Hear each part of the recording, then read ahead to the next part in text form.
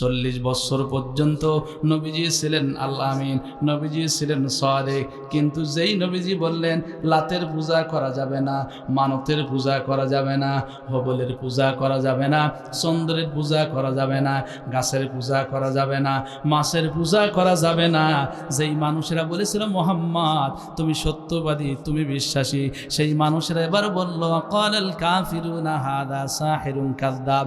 মোহাম্মদ এতদিন পর্যন্ত তোমাকে খুব ভালোই মনে করতাম, তোমাকে সত্যবাদী বলেছিলাম, কিন্তু এখন লাইন তো ভালো ঠেকতেছে না, আসলে তোমার চাইতে বড় মিথ্যাবাদী তো এক। মঞ্চে দাঁড়িয়ে 10 মিনিট বক্তব্য দিলে 10 মিনিটই শুধু নেতার গুণগান গায়, কিন্তু যেই আল্লাহর দয়ায়, যেই আল্লাহর মায় প্রত্যেকটা সেকেন্ড অক্সিজেন গ্রহণ করছি, আল্লাহ দিয়া জবান দিয়ে কথা বলছি, আল্লাহ দিয়ে হাত দিয়ে রিজিক খাচ্ছি, আল্লাহ দিয়ে সময় দিয়ে পৃথিবীতে চলছি, ওই আল্লাহর নাম মুখে আসে না, নবীজির দরুদ মুখে আসে না, আসে না নাই? নবীজি আমাদেরকে কেমন মহব্বত করেন। নবীজি বলছেন সব নবীরা দুনিয়ার থেকেই স্পেশাল দোয়া চেয়ে নিয়েছেন, কিন্তু আমি নবীজি স্পেশাল দোয়াটা খরচ করি নাই, গুছিয়ে রেখেছি কিয়ামতের ময়দানের দিনের জন্য। নবীজি যদি কোনো মানুষের বিরুদ্ধে দাঁড়িয়ে যায়, ও যত বড় পীরের হাতে বায়ান গ্রহণ করুক না কেন, ও জান্নাতে যেতে পারবে না, কারণ নবীজি আমাদেরকে বাঁচানোর জন্য প্রাণপণ প্রচেষ্টা করবেন। আল্লাহর নবী বলেন কিয়ামতের ময়দান যেদিন কায়েম হয়ে যাবে, আদম শফিউল্লাহ ওই দিন বলবেন নাফসি, ইব্রাহিম খলিলুল্লাহ বলবেন নাফসি, মুসা কালিমুল্লাহ বলবেন নাফসি, ঈসা রূহুল্লাহ বলবেন নাফসি। ওই দিন কোনো মানুষকে চিনবে না। কেন চিনবে না? কিয়ামতের ময়দানে আমার আল্লাহ রাব্বুল আলামিন মহাপ্রলয় ঘটাবেন। ইন্না যালজালাতাস সাআতি শাইউন আযীম, বিকট আওয়াজ হবে। এই আওয়াজে ইসরাফিল আলাইহিমুস সালাতু ওয়াস সালাম সিংহায় ফুৎকার দেবেন। এই আওয়াজে মানুষেরা পাগলের মতো আচরণ করবে। আল্লাহ রাব্বুল আলামিন বলেন, ইয়া আইয়ুহান নাবিয়্যু ইন্না আরসালনাকা শাহিদাও ওয়া মুবাশশিরাও ওয়া নাযীরা।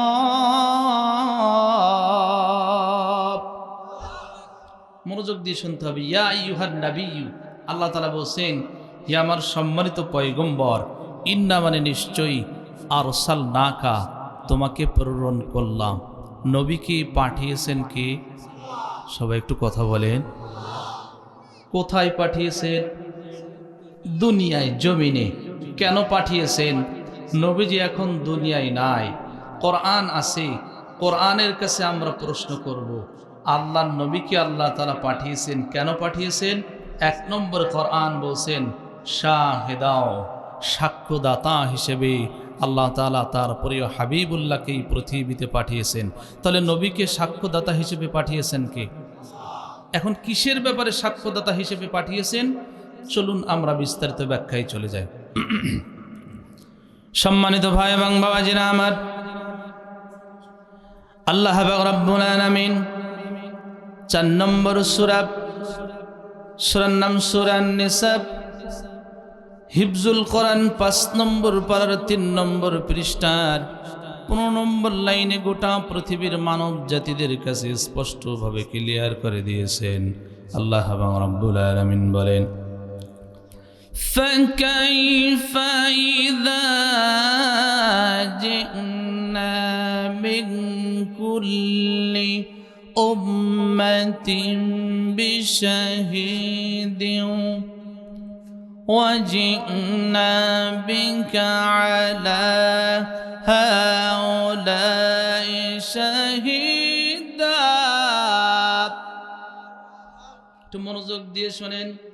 এই পৃথিবীতে সাইয়্যিদনা আদম আলাইহিস সালাতু ওয়াস সালাম থেকে শুরু করে নবিয়ুনা মুহাম্মদুর রাসূলুল্লাহ সাল্লাল্লাহু আলাইহি ওয়াসাল্লাম পর্যন্ত যত পয়গম্বরদেরকে এই পৃথিবীতে পাঠিয়েছিলেন, সকল নবীদের একটা উম্মত ছিল, জাতি ছিল। এই উম্মতের কর্মের ব্যাপারে, জাতির আমলের ব্যাপারে প্রত্যেকটা নবী আলাইহিমুসসালাতু ওয়াসসালামদেরকে এই পৃথিবীতে সাক্ষ্যদাতা হিসেবে পাঠিয়েছিলেন ধারাবাহিকতায়।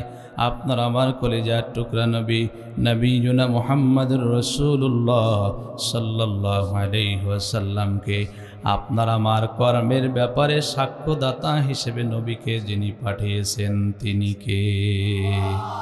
এখন প্রশ্ন হচ্ছে, সাইফুল্লাহ সিদ্দিক নবীজি কিভাবে আমাদের কর্মগুলো দেখবেন? আমরা আছি বাংলাদেশে, নবীজি আছেন কোথায়?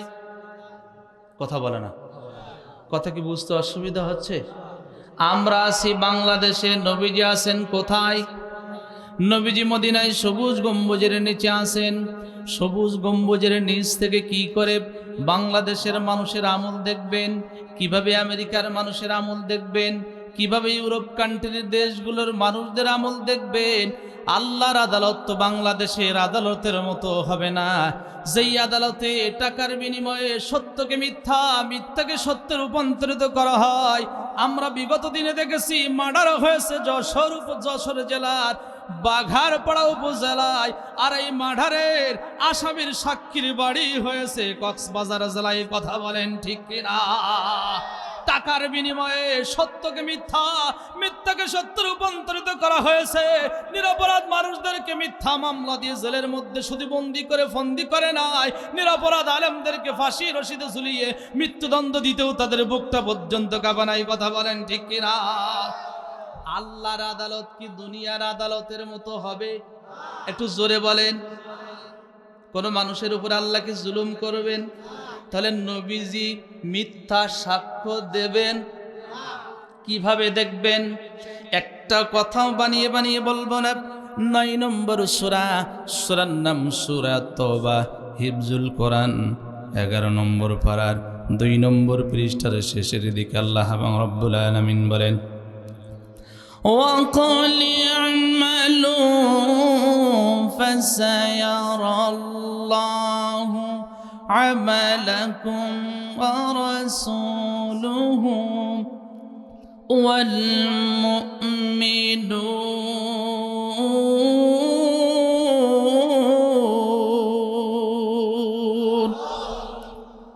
আল্লাহ রাব্বুল আলামিন বলছেন, হে রাসূল, গোটা পৃথিবীর মানব জাতিদেরকে তুমি জানিয়ে দাও, তোমরা আমল করো, তোমরা কাজ করো। ফাসায়ার আল্লাহ, 1 নম্বরে তোমাদের আমলগুলো দেখবেন আল্লাহ, রাতে দিনে গোপনে প্রকাশ্যে, মানুষের দৃষ্টির সামনে, দৃষ্টির অগোচরে, রাতের অন্ধকারে দিনের প্রকাশ্যে আমরা যে কাজগুলো করি, 1 নম্বরে যিনি দেখছেন, নামাজ করে বলেন তিনি কে? আল্লাহর চোখ কি ফাঁকি দেওয়া যায়? একটু জোরে বলেন। কিছু কিছু মানুষ মনে করে আল্লাহর চোখ ফাঁকি দেওয়া যায়, এই কারণে তাদের রাতের বেলা চরিত্র একরকম, দিনের বেলা চরিত্র আর এক রকম। কথা বলেন না কেন?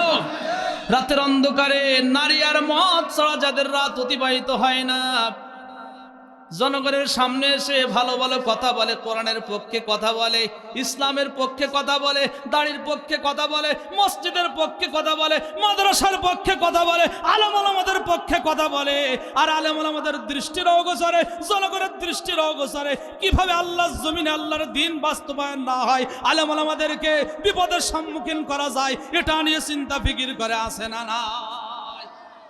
সম্মানিত ভাই এবং বোনেদের, তাহলে আল্লাহর দৃষ্টি শক্তি ফাঁকি দেওয়া যায়?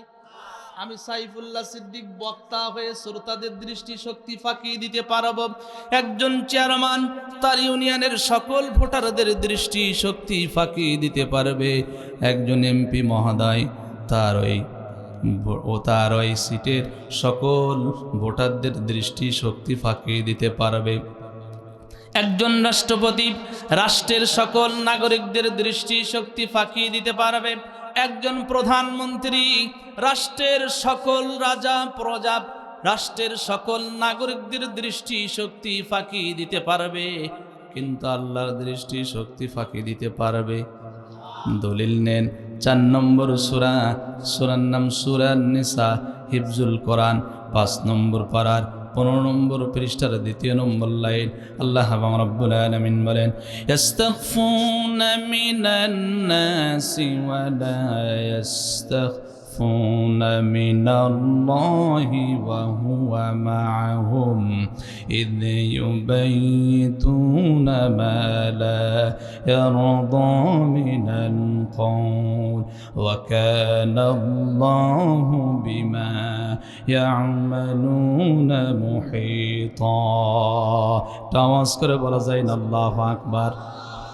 ইয়াস্তাগফুনা মিনান নাস, আমার সম্মানিত বড় ভাই এখানে আছেন, যার এলেমের কাছে আমি খুবই নগণ্য, আলেমের আমলের কাছে আমি খুবই নগণ্য, ভুল হলে আমার ভাই লোকমা দেবেন।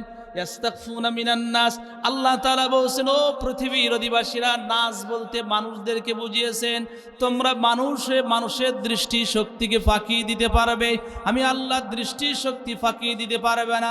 বিগত দিনে আমরা দেখেছি মিডিয়ায় ভিডিও ক্লিপের মাধ্যমে প্রকাশ্যে দিনের ভোট রাতে পাইকারি দরে মেরেছে, প্রকাশ্যে গুলি করে হত্যা করেছে। শাপলা চত্বরে কোরআনের পাখিদেরকে, নিরপরাধ পাখিদেরকে পাখির মতো গুলি করে হত্যা করেছে। তারপরেও বলেছে আমরা গুলি করে হত্যা করি নাই, চুরি করে ভোট মেরে আমরা ক্ষমতায় আসি নাই। কথা বলেন, আর একটু জোরে বলেন। জনগণের চোখে ধুলা বালি দিতে চেয়েছিল। ক্ষমতার জোরে চাপাবাজি করা যায়, টাকা দিয়ে মানুষের মুখ বন্ধ করা যায়, কিন্তু আল্লাহর দৃষ্টি শক্তি ফাঁকি দেওয়া যায়? কেন যাবে না? আল্লাহ বলছেন মানুষের চোখ ফাঁকি দেওয়া যায়, কিন্তু আমি আল্লাহর দৃষ্টি শক্তি ফাঁকি দিতে পারবে না। কেন পারবে না?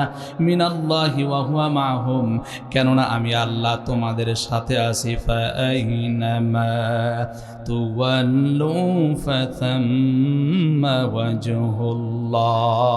বান্দা যদি তুমি ডানে তাকাও আমি আল্লাহ, বান্দা তুমি যদি বামে তাকাও সেখানে আমি আল্লাহ, যদি সামনে তাকাও আমি আল্লাহ, যদি পেছনে তাকাও আমি আল্লাহ, উপরেও যদি তাকাও সেখানেও আমি আল্লাহ। একটা আওয়াজ করে বলা যায় না আল্লাহু আকবার? তাহলে আল্লাহর দৃষ্টি শক্তি ফাঁকি দেওয়া যায়। তাহলে আমরা বলতে চাই বিগত দিনে যত জুলুম নির্যাতন করা হয়েছে, যত নিরপরাধ মানুষদেরকে ফাঁসির রশিদে ঝুলিয়ে মৃত্যুদণ্ড দেওয়া হয়েছে, দুনিয়ার আদালতে বিচার না হলেও প্রত্যেকটা রক্তার ফোঁটার বদলা আমার আল্লাহ কিয়ামতের ময়দানে মাজলুমদের পক্ষ হতে নেবেন। কথা বলেন ঠিক কিনা? তাহলে এক নম্বরে আমল দেখছেন। দ্বিতীয় নম্বরে ওয়া রাসূলুহু, আমার নবীকে আল্লাহ কিভাবে দেখাবেন? কিছু কিছু বেদাতীরা বলে নবীজি মদিনায় শুয়ে শুয়ে সারা পৃথিবীতে সব কিছু দেখতে পায় না, নবীজিকে কিভাবে দেখাবেন? আমাদের দুই কাদের মধ্যে দুইজন ফেরেশতাদেরকে আল্লাহ নিযুক্ত করে দিয়েছেন, কিরামান কাতিবিনা ইয়ালামুনা মা তাফআলুন। এই ফেরেশতাদের নাম কিন্তু কিরামান কাতিবিন না। কিরামান কাতিবিন মানে হচ্ছে সম্মানিত লেখকদ্বয়। রাতে দিনে গোপনে প্রকাশ্যে যা কিছু আমরা করছি, সেটা ভালো কাজ হোক অথবা খারাপ কাজ হোক, সব কিছু আমল নামায় রেকর্ড হচ্ছে। এই গলার মধ্যে হাত দিয়ে দেখেন, এখানে একটা উঁচু জায়গা রয়েছে। 17 নম্বর সূরা বানী ইসরাঈলের মধ্যে আল্লাহ সেটা সুন্দর করে কোট করে দিয়েছেন। প্রত্যেকটা মানুষের আমল নামা এই গলার মধ্যে লটকিয়ে রেখেছেন। আমরা যে মোবাইল ফোন ব্যবহার করি, এই মোবাইলের মধ্যে মেমোরি রয়েছে। কারোর মেমোরি 64 জিবি, কারোর মেমোরি 128 জিবি, কারোর মেমোরি 256 জিবি। এই মেমোরি কার্ডের মধ্যে সাইদি সাহেবের ওয়াজ রয়েছে, মিজানুর রহমান নাজারীর ওয়াজ রয়েছে, বিভিন্ন ইসলামিক বই রয়েছে, তাফসিরের কিতাব রয়েছে, হাদিসের কিতাব রয়েছে, মেমোরির মধ্যে সংরক্ষণ করে রাখা হয়েছে। আপনার আমার আমল নামাও এই গলার মধ্যে মেমোরি রয়েছে, মেমোরি কার্ডের মধ্যে আল্লাহ সংরক্ষণ করেছেন, ভিডিও করেছেন। আল্লাহর নবী বলেন এই আমল নামাটা সপ্তাহে বৃহস্পতিবার ফেরেশতারা আসমানে নিয়ে যায়, কিন্তু ততক্ষণ পর্যন্ত আসমানে নিয়ে যেতে পারেন না যতক্ষণ পর্যন্ত না আমি মদিনাওয়ালাকে ফেরেশতাদের মাধ্যমে আমার উম্মতের আমল নামা না দেখানো হয়, ততক্ষণ পর্যন্ত কারোর আমল নামা আল্লাহর আসমানে ওঠে না। তাহলে নবীজিকে আমল নামা দেখানো হয় কি হয় না? একটু জোরে বলেন, হয় কি হয় না? নবীজি দেখবেন কারা ইকামতে দ্বীনের পক্ষে কাজ করছে আর কারা চায় না এ সমাজের মধ্যে আল্লাহর বিধান বাস্তবায়ন হোক, কারা দ্বীন কায়েমের পক্ষে কাজ করছে, কারা বিরোধিতা করছে, কারা তাফসীরুল কোরআন মাহফিলের কার্যক্রম করছে, কারা বিরোধিতা করছে, কারা দ্বীনের পক্ষে কথা বলছে, কারা ইসলামের বিপক্ষে কথা বলছে, সব নবীজিকে দেখানো হবে। নবীজি ইসলামপন্থীদের পক্ষে সাক্ষ্য দেবেন, আর যারা কোরআনের বিরুদ্ধাচরণ করবে তাদের বিপক্ষে নবীজি দাঁড়িয়ে যাবেন। কথা বলেন ঠিক কিনা? কথা কি বোঝা যাচ্ছে? কষ্ট পাচ্ছেন? এখন আসুন না আমলনামা নবীজিকে দেখানো হয় লম্বা চওড়া কথা।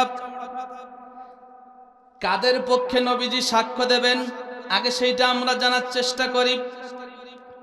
قال النبي صلى الله عليه وسلم, শব্দের দিকে একটু খেয়াল করবেন। সবাই মাদ্রাসার ছাত্র না, আমার সূক্ষ্ম জ্ঞানের চেষ্টা করব বোঝানোর জন্য। আমার সম্মানিত ভাই অনেক সুন্দর আলোচনা করেছেন, আমি অত হয়তো ভালো পারবো না, তারপর চেষ্টা করব ইনশাআল্লাহ।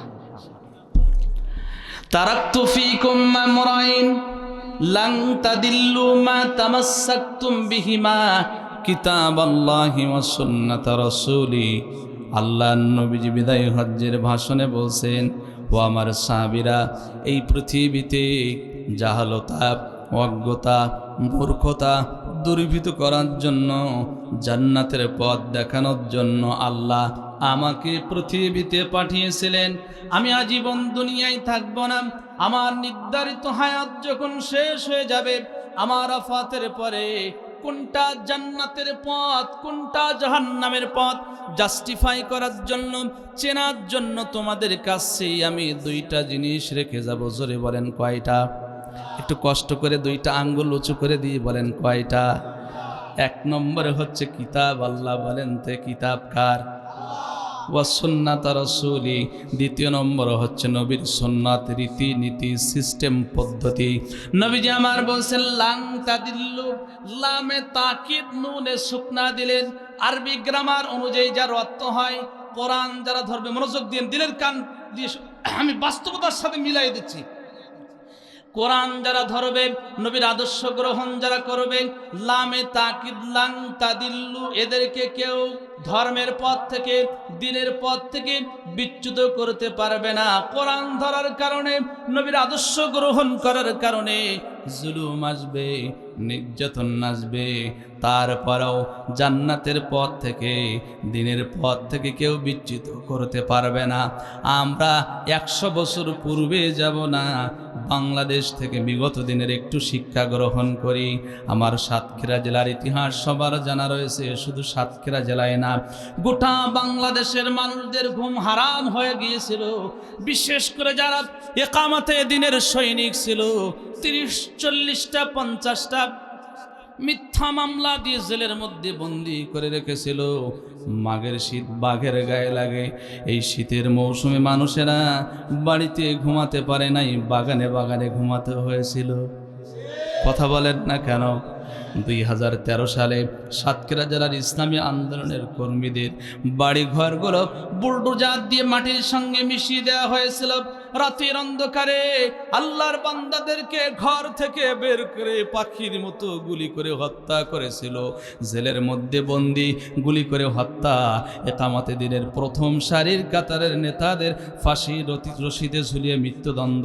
তারপরেও ইকামতে দ্বীনের সৈনিকদের এই দুর্বার পথ চলা বন্ধ করতে পারে নাই, বরং জুলুম হয়েছিল যত, তার চাইতে সৈনিকদের সংখ্যা আস্তে আস্তে বৃদ্ধি পেয়েছিল তত। কথা বলেন ঠিক কিনা? জুলুম নির্যাতন করে, জেলের মধ্যে বন্দী করে, ফাঁসির রশিদে ঝুলিয়ে মুসলমানদেরকে দমিয়ে রাখা যায় না। কারণ আমরা বদরের অনুপ্রাণিত, উহুদের অনুপ্রাণিত। আমরা জীবন দিতে জানি, রক্ত দিতে জানি, কিন্তু কোন কাফের বেঈমান কোরআন বিদ্বেষীদের কাছে, ইসলাম বিদ্বেষীদের কাছে জীবন ভিক্ষা চাইতে পারি না। কোরআনের জীবন দেব, রক্ত দেব, কিন্তু কোরআনের পথ, ইকামতে দ্বীনের পথ ছেড়ে দেব না। রাজি আছেন কারা কারা? দুটি হাত দেখিয়ে দেন তারা তারা।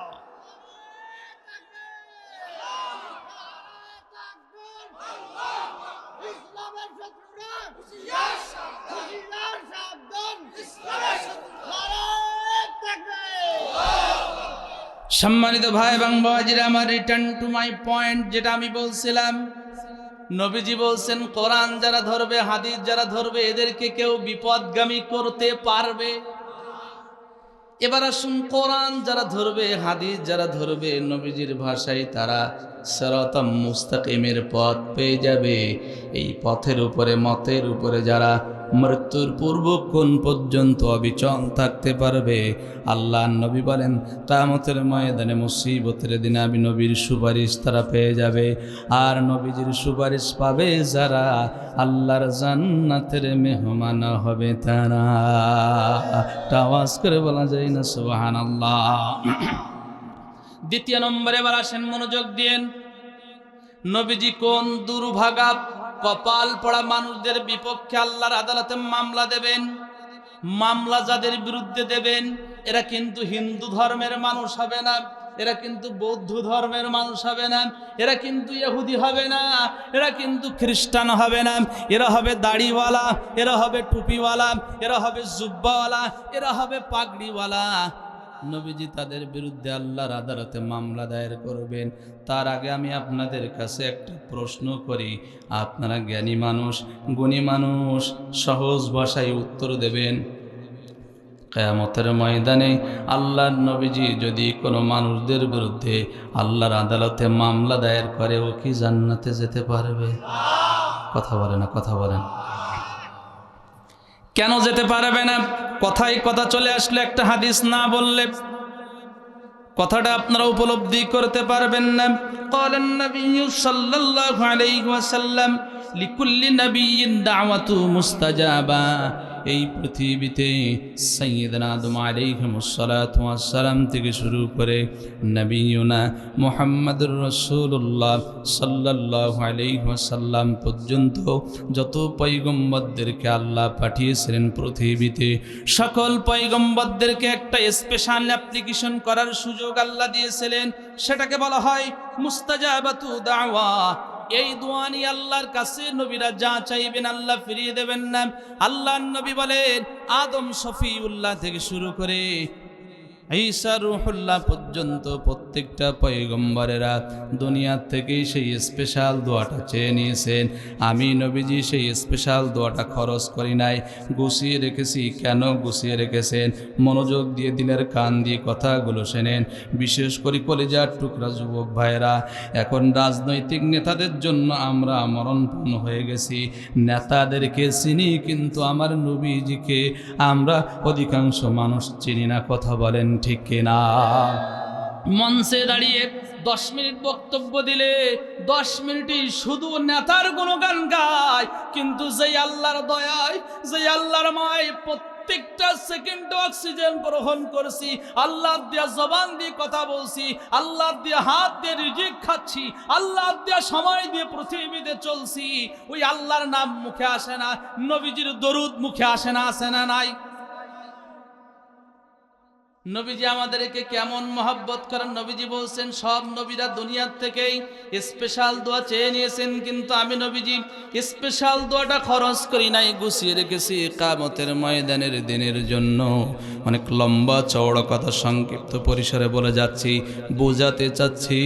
নবীজি যদি কোনো মানুষের বিরুদ্ধে দাঁড়িয়ে যায়, ও যত বড় পীরের হাতে বায়ান গ্রহণ করুক না কেন, ও জান্নাতে যেতে পারবে না। কারণ নবীজি আমাদেরকে বাঁচানোর জন্য প্রাণপণ প্রচেষ্টা করবেন। আল্লাহর নবী বলেন, কিয়ামতের ময়দান যেদিন কায়েম হয়ে যাবে, আদম শফিউল্লাহ ওই দিন বলবেন নাফসি, ইব্রাহিম খলিলুল্লাহ বলবেন নাফসি, মুসা কালিমুল্লাহ বলবেন নাফসি, ঈসা রূহুল্লাহ বলবেন নাফসি। ওই দিন কোনো মানুষকে চিনবে না। কেন চিনবে না? কিয়ামতের ময়দানে আমার আল্লাহ রাব্বুল আলামিন মহাপ্রলয় ঘটাবেন। ইন্না জালজালাতাস সাআতি শাইউন আযীম। বিকট আওয়াজ হবে। এই আওয়াজ যেই ইসরাফিল আলাইহিমুস সালাতু ওয়াস সালাম সিংহায় ফুৎকার দেবেন, এই আওয়াজে মানুষেরা পাগলের মতো আচরণ করবে। কেন আচরণ করবে? সাগর মহাসাগরের পানিগুলোকে আমরা আল্লাহ উত্তাল করে দেবেন। বিশাল বিশাল পাহাড় পর্বত আমরা দেখতে পাচ্ছি, এই পাহাড় পর্বতগুলো ধূলিকণার নাই উঠতে থাকবে। সাগর মহাসাগরের তলদেশ দিয়ে আগুন প্রবাহিত হতে থাকবে। এমন আওয়াজ হবে, মানুষেরা পাগলের মতো আচরণ করবে। ওয়ামা হুম বিসুকারা, মানুষেরা কিন্তু পাগল হবে না। পাগলের মতো কেন আচরণ করবে? আল্লাহর বিশাল আওয়াজ দেখে, বিশাল আযাব দেখে। এই যে কয়েকদিন আগে ভূমিকম্প হয়ে গেল, আমরা ফেসবুকের মাধ্যমে দেখতে পেলাম ভূমিকম্প যখন হলো, জমিনটাকে আল্লাহ যখন একটু নাড়া দিলেন, নাড়া দেওয়ার ফলে একজন পিতা ঘরের ভিতরে ছিল, সিসি ক্যামেরায় আমরা দেখলাম ছোট্ট সন্তানকে রেখে বাবা পালাচ্ছেন নিজের জীবন বাঁচানোর জন্য। 2019 সালে করোনা ভাইরাস আসলো, কলিজার টুকরা সন্তানের জন্য নিজের বাবা নিজে না খেয়ে আহার উঠায় দেয়।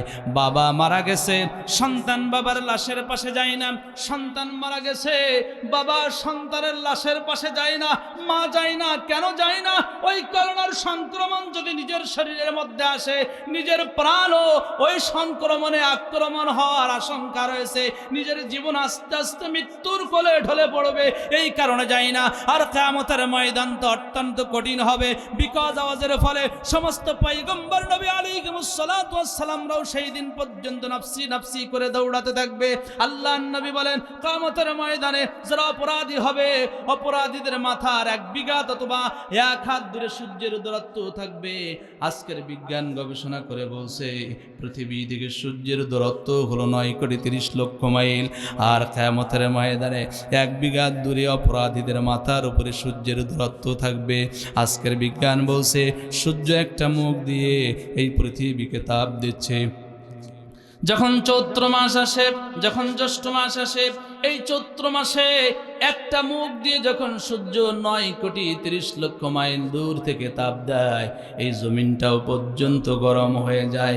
আর কিয়ামতের ময়দানে মুসিবতের দিনে এই সূর্যের একটা মুখ হবে না, 12টা মুখ দিয়ে যখন সূর্য তাপ দেবে, এই জমিনটার মাটির জমিন থাকবে না, তামার জমিন হবে। অপরাধীদের মাথার গিনুগুলো টকবক টকবক করে করে নাক কান বেয়ে বেয়ে পড়তে থাকবে। উলঙ্গ এবং উলঙ্গিনী হয়ে সমস্ত মানুষেরা সেই দিন হাজির হবে। সবার ভাষা সেই দিন থাকবে নাফসি নাফসি নাফসি নাফসি। একজন মানুষের ভাষা কিয়ামতের ময়দানে মুসিবতের দিনে ব্যতিক্রম হবে। আরশের নিচে আল্লাহর হাবিব সাল্লাল্লাহু আলাইহি ওয়াসাল্লাম সিজদায় পড়ে বাচ্চাদের মতো ডুকরে ডুকরে কাঁদতে কাঁদতে বলবেন, রব্বি হাবলি উম্মতি, রব্বি হাবলি উম্মতি। একটা আওয়াজ করে বলা যায় না আল্লাহু আকবার। আল্লাহ পাক রব্বুল আলামিনকে বলবেন, আয় আল্লাহ তাআলা, দুনিয়ার জিন্দেগিতে অন্যান্য নবীদের মতো তুমি আমাকে স্পেশাল দোয়া করার সুযোগ দিয়েছিলে, আমি করি নাই। কোরআনের দাওয়াত নিয়ে তায়েফ নগরীতে গিয়েছিলাম, রক্তরঞ্জিত করেছিল, ইচ্ছা করলে স্পেশাল দোয়া করার সুযোগ ছিল, করি নাই। উহুদের ময়দানে দাঁত দিয়েছিলাম, রক্ত দিয়েছিলাম, বারবার বেহুশ হয়েছিলাম, আমি স্পেশাল দোয়া করার সুযোগ ছিল, করি নাই। আমার সাহাবীদের উপরে মানসিক চাপ দেওয়া হয়েছিল, শারীরিক জুলুম নির্যাতন করা হয়েছিল, জেলের মধ্যে বন্দী করা হয়েছিল। বাংলাদেশে বলে আয়নাঘর তৈরি করা হয়েছিল, এই আয়নাঘরের মধ্যেও একবেলা খাবার দিলেও দেয়া হতো। কিন্তু নবীজিকে যেই জেলের মধ্যে বন্দী করা হয়েছিল, খাবার তো দূরের কথা, কেউ যেন খাবার দিয়ে, টাকা দিয়ে, শ্রম দিয়ে, মেধা দিয়ে সাহায্য সহযোগিতা করতে না পারে, সে ব্যাপারেও রাষ্ট্রীয়ভাবে সতর্কতা জারি করা হয়েছিল। নবীজি জীবনের যত বড় বিপদের সম্মুখীন অগ্রসর হয়েছিলেন, তারপরে স্পেশাল দোয়াটা চান নাই, কারণ আমার নবীজি জানে কিয়ামতের ময়দানে মা সন্তানকে চিনবে না, সন্তান মাকে চিনবে না, পীর সাহেব মুরিদদেরকে চিনবে না, মুরিদরা পীর সাহেবকে চিনবে না, নেতা কর্মীদেরকে চিনবে না। ওই কিয়ামতের ময়দানে আপনার আমার নবীজি আপনাকে আমাকে ভুলবে না। তো জোরে আল্লাহু আকবার হয় না? আল্লাহর নবীজি বলবেন, আল্লাহ এত কষ্ট করলাম, পরিশ্রম করলাম, স্পেশাল দোয়াটা গুছিয়ে রাখলাম আজকের দিনের জন্য। আমার এই স্পেশাল অ্যাপ্লিকেশনের বিষয়বস্তু হচ্ছে, যতক্ষণ পর্যন্ত না আমার গুনাহগার উম্মতদের ক্ষমার ঘোষণা না করবে, ততক্ষণ পর্যন্ত আমি মুহাম্মদ মাথা তুলব না।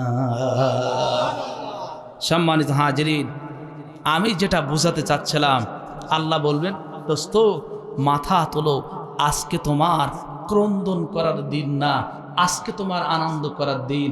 তোমাকে সুপার পাওয়ার দিয়ে দিলাম, লক্ষ কোটি কোটি মানুষের মধ্য থেকে তোমার যারা উম্মত রয়েছে তাদেরকে চয়েস করে বেছে বেছে তুমি জান্নাতে নিয়ে যাও। নবীজি আমাদের বাঁচানোর জন্য চেষ্টা করবেন, কম না বেশি? আর একটু জোরে বলেন।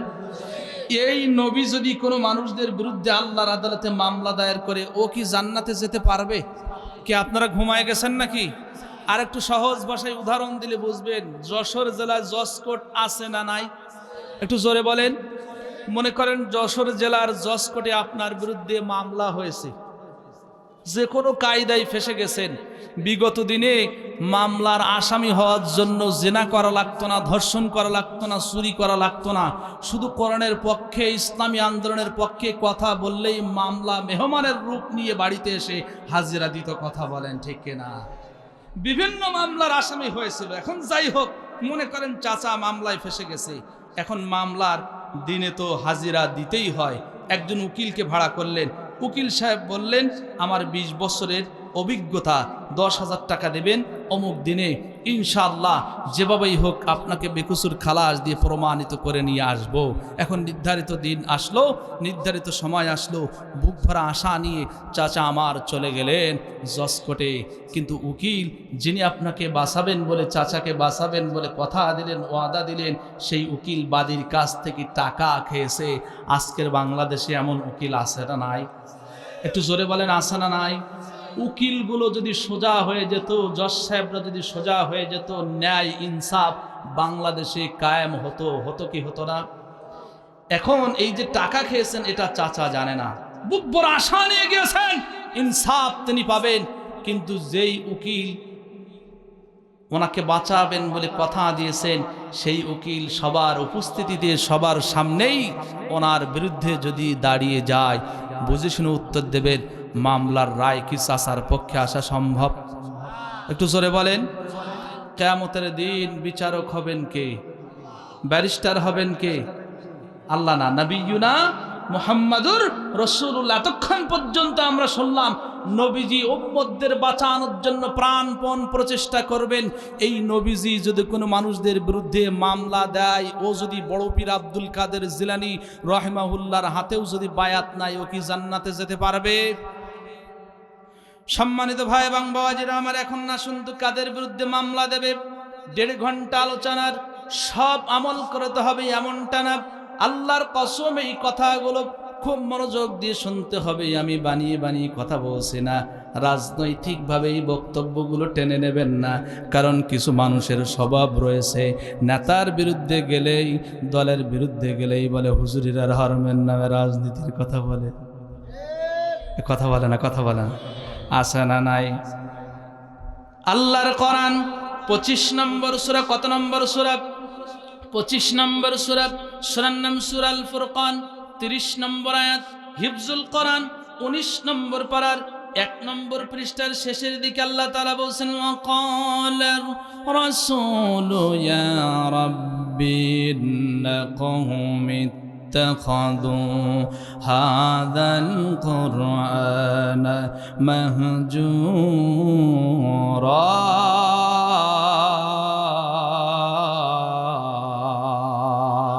দুটি হাত তুলে বলেন আল্লাহু আকবার। আল্লাহ পাক রব্বুল আলামিন বলেছেন ওয়াকালার রাসূল, শব্দের দিকে খেয়াল করেন। নবীজি কাদের বিরুদ্ধে আল্লাহর আদালতে মামলা দায়ের করবেন? আমি সাইফুল্লাহ সিদ্দিক, আমার বিরুদ্ধে যদি নবীজি মামলা দায়ের করে, ওয়াজ করার কোনো গুরুত্ব হবে না, ওয়াজ করার কোনো দাম হবে না, নামাজ বিফলে চলে যাবে, রোজা বিফলে চলে যাবে, ইবাদত বন্দেগী সব মাটির সঙ্গে নির্মূল হয়ে যাবে। আমার আল্লাহ বলেছেন ওয়াকালার রাসূল, আমার রাসূল বলবেন ইয়া রাব্বি, হে আমার রব, ইন্না মানে নিশ্চয়, কওম মানে জাতি, কওম মানে উম্মত, কওম মানে সম্প্রদায়। বুঝার জন্য আমরা উম্মত শব্দটি ক্লিক করলাম। উম্মত বলতেই আমাদেরকে বুঝিয়েছেন। আল্লাহর নবী বলবেন ইত্তাখাযু হাদাল কোরআন। আরবি গ্রামার অনুযায়ী হাদা শব্দটির অর্থ নিকটবর্তী দেয়। হাদা মানে ওটা না, হাদা মানে সেটা না, হাদা মানে এটা। এ কোরআন বর্তমানে কাগজের কোরআন রয়েছে, আর কিয়ামতের ময়দানে মুসিবতের দিনে আসল কোরআনকে আমার আল্লাহ হাজির করবেন। ওই কোরআনের কথা বলার জন্য জবান থাকবে, চোখ থাকবে, কান থাকবে। কোরআনের কর্মীদের পক্ষে সাক্ষ্য দেবে, আল্লাহর সামনে দাঁড়িয়ে বলবে আল্লাহ এই কোরআন পড়ার কারণে, কোরআনের আইন বাস্তবায়ন করার কারণে কত রক্ত দিয়েছিল, কত শ্রম দিয়েছিল, কত ধৈর্য ধরেছিল, আমি কোরআন থাকতে তাদেরকে জাহান্নামে নিয়ে যেতে দেব না। আল্লাহ কোরআন, নবীজি কোরআনের দিকে ইশারা করে এভাবে বলবেন, আমার দিকে খেয়াল করেন, হাদাল কোরআন, হাদাল কোরআন। আল্লাহ এই কোরআনকে দুনিয়ার জিন্দেগিতে আমার উম্মতদের মধ্য থেকে যারা মাহজুরা, তাফসির ইবনে কাসির, মারিফুল কোরআন, ফাতহুল মাজিদ, আহসানুল বয়ান, তাফসির বাইজাবি, তাফসির মাজহারি, তাফসির ফি জিলালিল কোরআন, তাফসির মারিফুল কোরআন, অসংখ্য তাফসিরের কিতাব এখন প্লে স্টোরের মধ্যে যে একটু সার্চ করে দেখেন, গুগলের মধ্যে রয়েছে 5 থেকে 6টা বাংলা তাফসিরের কিতাব রয়েছে। ও যুবক ভাই, আপনারা যদি বিশ্বাস না হয় 25 নম্বর সূরা সূরাল ফুরকানের 30 নম্বর আয়াতের ব্যাখ্যাটা একটু পড়বেন। মাহজুর মানে কিন্তু অস্বীকার করা না, মাহজুর মানে অস্বীকার করা না, কারণ কোরআনের একটা আয়াতকে অস্বীকার করে যারা বিনা দলিলে কাফের। কথা কি বুঝতে অসুবিধা হচ্ছে? কোরআনের একটা আয়াতকে অস্বীকার করে যারা বিনা দলিলে কাফের। এই মাহজুর মানে হচ্ছে খাটো করে দেখা, ছোট করে দেখা, পরিত্যাজ্য মনে করা। এই ছোট করা কি, আমি একটু উদাহরণ দিলে আপনারা বুঝবেন। মনে করেন আমার হাতে, আমার পরিবারের বড় সন্তান আমি, আমার বাবা পরিবারের কর্তা, বাবা 1 মাস পরিবার কিভাবে চালাতে হবে 2টা ফর্মুলা আমার হাতে দিয়ে বলল, এ সাইফুল্লাহ সিদ্দিক, তুই আমার বড় সন্তান, আমি এখন বয়োবৃদ্ধ হয়ে গেছি, আমি অসুস্থ হয়ে গেছি, 2টা ফর্মুলা এই 1 মাস চালানোর জন্য আমি তোর হাতে দিলাম, তোর পড়ে যেটা ভালো মনে হয় সেই ফর্মুলা অনুযায়ী তুই পরিবারটা চালাবি। আমি 2টা পড়লাম, মামার কাছে যেটা ভালো লাগলো সেটা আমি নিলাম।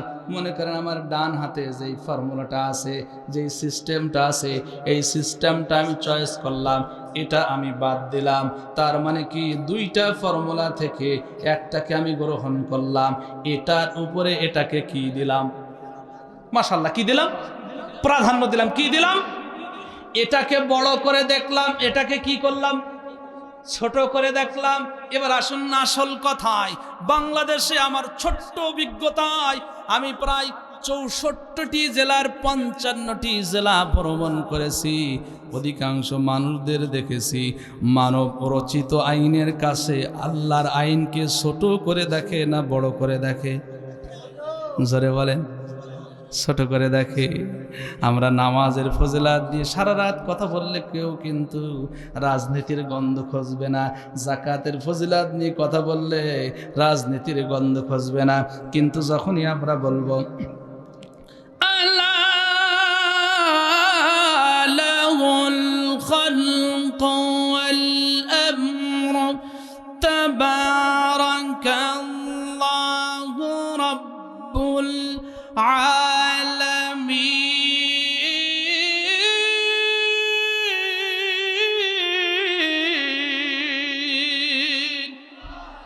আমরা সৃষ্টিকার। একটু সবাই সাদা আঙ্গুল উঁচু করে বলেন, আমাদের সৃষ্টিকর্তা কে? ওই আল্লাহ বলছেন সৃষ্টি যার, আইন চলবে। আসমান আইন চলে কার? জমিনের গাছ গাছা তরুলতা আইন মানে কার? আমরা আইন মানি। আল্লাহ বলছেন সৃষ্টি যার, আইন চলবে তার। জজ কোর্ট, সুপ্রিম কোর্ট, হাইকোর্ট, আন্তর্জাতিক ট্রাইব্যুনাল, কোরআন দিয়ে বিচার করতে হবে। এই কথা বলি যখন বাংলাদেশের কিছু দাড়িওয়ালা টুপিওয়ালা মোল্লা মুন্সিরা বলে, হুজুর আমাদের এলাকায় ধর্মের নামে রাজনীতি চলবে না। আছে না নাই? আমি বলি দোস্ত, এ কোরআনের মধ্যে নামাজের কথা আছে, রোজার কথা আছে, কোরআন তেলাওয়াতের ফজিলতের কথা আছে। এগুলো আলোচনা করলে তুমি রাজনীতির গন্ধ খুঁজে পাও না। সেই একই কোরআনের মধ্যে কোরআন দিয়ে বিচার করতে হবে, রাষ্ট্র চালাতে হবে, সেই কথা কোরআনের মধ্যে রয়েছে। এই কথা বললে তোমার গায়ে আলা জ্বালা শুরু হয় কেন? নবীজি যখন কোরআন দিয়ে রাষ্ট্র পরিচালনা করতে চেয়েছিলেন, দাড়িওয়ালা টুপিওয়ালাদের মধ্যে মুনাফিকরা বাধা দিয়েছিল। আজকেও যারা চায় না কোরআন পার্লামেন্টে যায়, কোরআন দিয়ে বিচার হোক, এটা যারা চাই না, এরাও হলো আব্দুল্লাহ ইবনে উবাইর উত্তরসূরি। স্পষ্ট কথা। কারণ বাংলাদেশের মানুষ, বাংলাদেশ, ভারত, নেপাল আমি সফর করেছি, অধিকাংশ মানুষ মনে করে দিন মানে রোজা, দিন মানে নামাজ, দিন মানে কোরআন তেলাওয়াত, দিন মানে দাড়ি, দিন মানে টুপি, আর এর বাইরে যা আছে সব আকাম কুকাম। ওরা বলে যে ধর্মের মধ্যে রাজনীতি নাই, ওটা নাই, সেটা নাই। দোস্ত আমি বলতে চাই, তুমি মুসলমান, যেটা ধর্মে নাই তুমি সেটা করো কেন? কথা বলে না, কথা বলে না। ধর্মে যেটা নাই সেটা তো মুসলমানরা করতে পারে। কিভাবে বুঝায়? নেতার চরিত্রের মধ্যে কলঙ্ক খুঁজে পাই না, দোষ খুঁজে পাই না, কিন্তু কোরআন থেকে বক্তব্য দিলেই শুধু দোষ খুঁজে। আমরা কিভাবে বাথরুমে যাব সেটাও ধর্মের মধ্যে আছে না নাই? আপনারা একটু কথা না বললে কিভাবে বুঝাবো?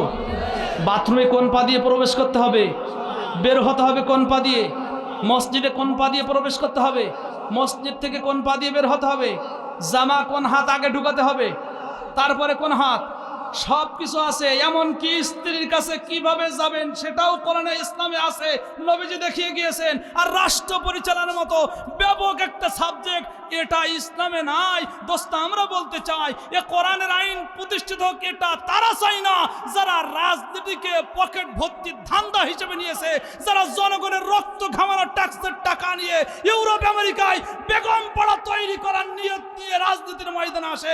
এরাই শুধুমাত্র চাই না এ কোরআন আল্লাহর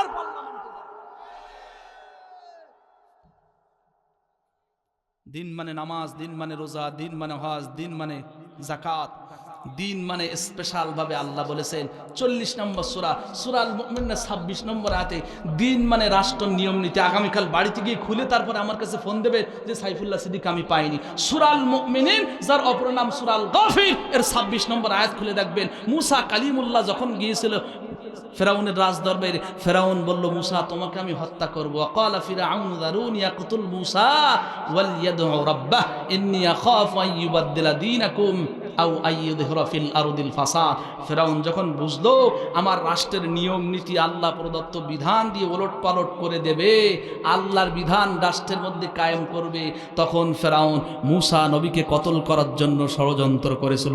কথা বলেন ঠিক কিনা? সম্মানিত ভাই এবং বাবাজিরা, আমার রিটার্ন টু মাই পয়েন্ট। তাহলে কোরআনকে খাটো করে দেখবে যারা, নবীর সুপারিশ পাবে না। এ কোরআনের মধ্যে তাহলে রাজনীতির কথা আছে, বিচারের কথা আছে। সময় স্বল্প, আমি কখন বলবো। 4 নম্বর সূরা সূরা নিসা, হিফজুল কোরআন, 5 নম্বর পারার 14 নম্বর পৃষ্ঠার 14 নম্বর লাইন। আল্লাহ রাব্বুল আলামিন বলেন, ইন্না আনজালনা ইলাইকাল কিতাবা বিল হক লিতাহকুমা বাইনান নাসি বিমা আরাকাল্লাহ।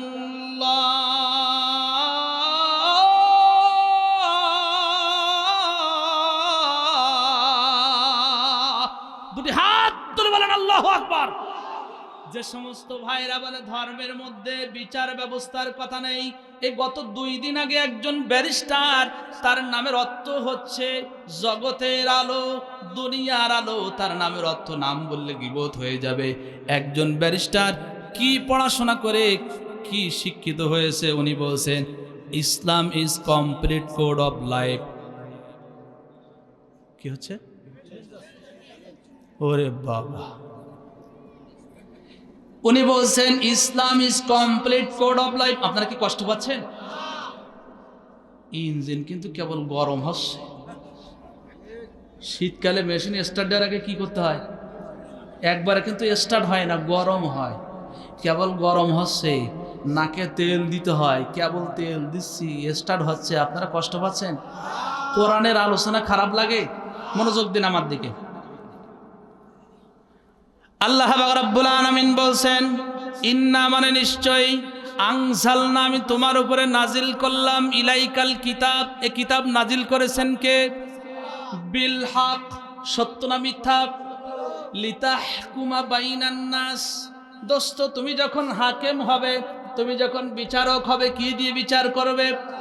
বিমা আরাকাল্লাহ, নিজের ইচ্ছা অনুযায়ী না। কোরআনের মধ্যে যেই অপরাধের যেই শাস্তির রুল রয়েছে সেই শাস্তি তুমি কায়েম করবে। এবার আসুন তো, আমাদের দেশে চুরি আছে না নাই? ডাকাতি আছে না নাই? কলমের খোসা দিয়ে চুরি আছে না নাই? এই সুরের বিধানের শাস্তির কথা আছে না নাই? 5 নম্বর সূরা সূরাতুল মাইদা, হিফজুল কোরআন 6 নম্বর পারার 13 নম্বর পৃষ্ঠার 2 নম্বর লাইন আল্লাহ বলেছেন ওয়াসারিকু ওয়াসারিকাতু ফাকতাউ আইদিয়াহুমা জাযাআম বিমা কাসাবা নাকালাম মিনাল্লাহ। সর নারী হোক পুরুষ হোক উভয়ের হাত কেটে দাও, নির্দেশকার।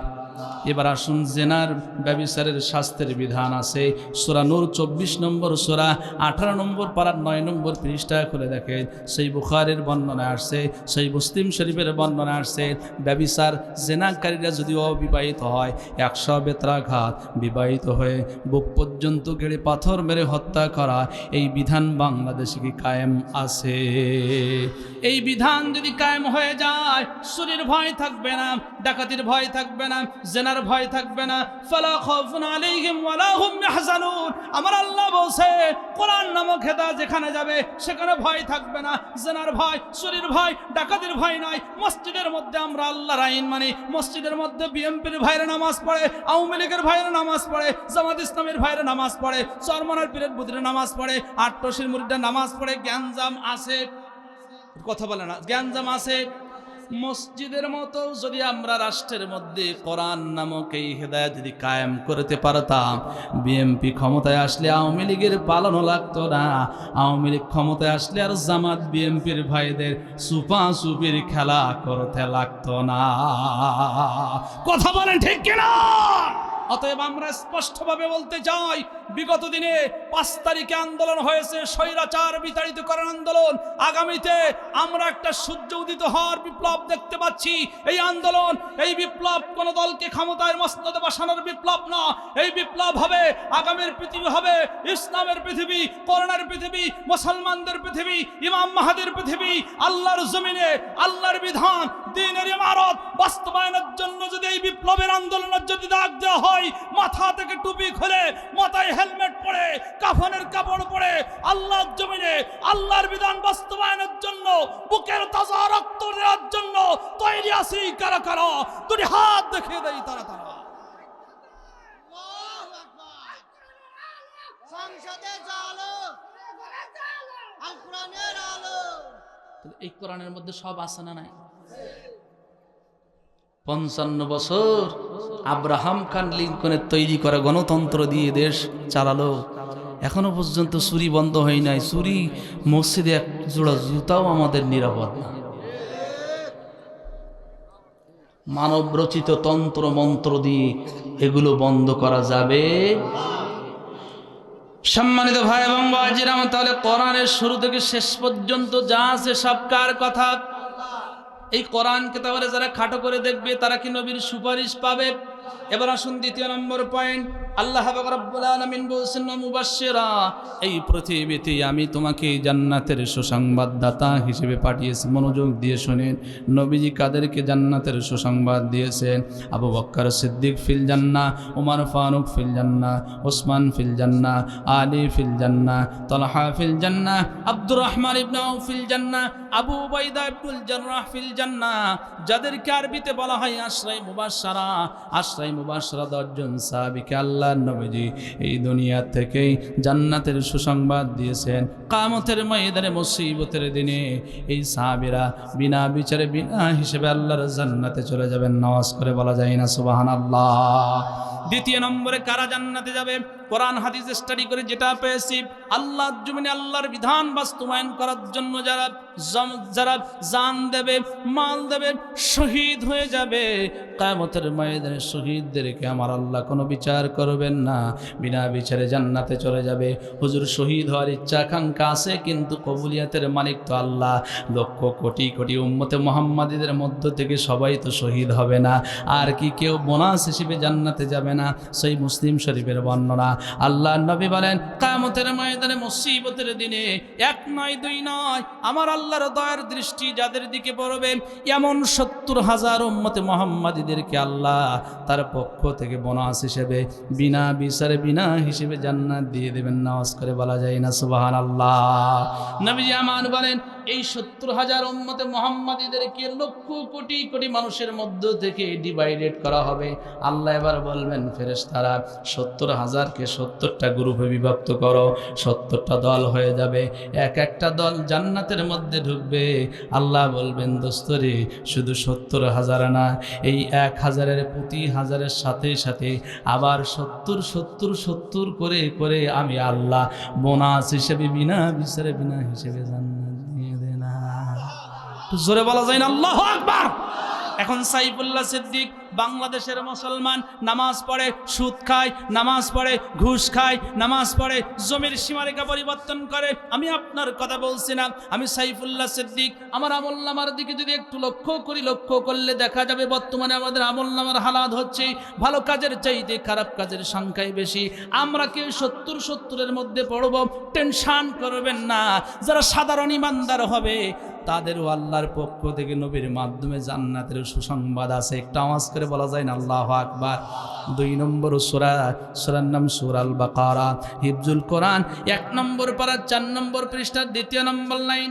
অবাশশিরিল্লাযীনা আমানু বাশশারা ইউবাশশিরু ফাহুয়া মুবাশশির। হে রাসূল তুমি সুসংবাদ দাও। নবীজি বলছেন কাদেরকে সুসংবাদ দেব?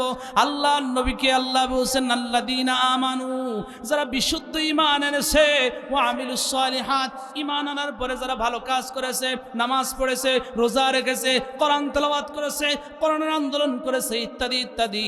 ঈমান যারা আনবে, ভালো কাজ যারা করবে, তাদেরকে জান্নাতের সুসংবাদ দিয়ে দাও। এমন জান্নাতের সুসংবাদ দাও যেই জান্নাতের তলদেশ দিয়ে দুধের ঝরনা, মধুর ঝরনা ওই জান্নাতের মধ্যে প্রবেশ করবে। 1 নম্বর সত্য হচ্ছে ঈমান। এখানে আমরা যারা এসেছি বলেন তো আমরা যে ঈমানদার, এতে কি কোনো সন্দেহ আছে? আমি শেষ করে দেব, কষ্ট পাচ্ছেন আপনারা?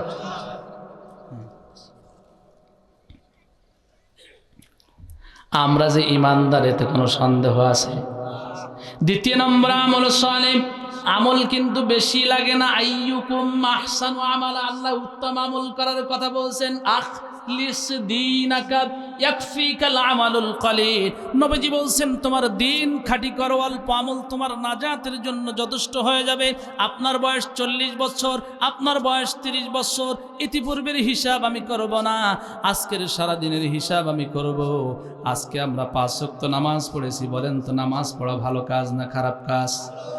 5 ওয়াক্ত নামাজের কেউ 2 ওয়াক্ত পড়েছে, কেউ 3 ওয়াক্ত পড়েছে, কিন্তু এই কোরআনের মজলিসে যে আমরা আসছি এটা আসাটা ভালো কাজ না খারাপ কাজ? 1450 বছর পূর্বে নবীজির মাধ্যমে আমার আল্লাহ জানিয়ে দিয়েছেন ঈমান যারা আনবে, ভালো কাজ যারা করবে, তাদেরকে তুমি জান্নাতের সুসংবাদ দিয়ে দাও।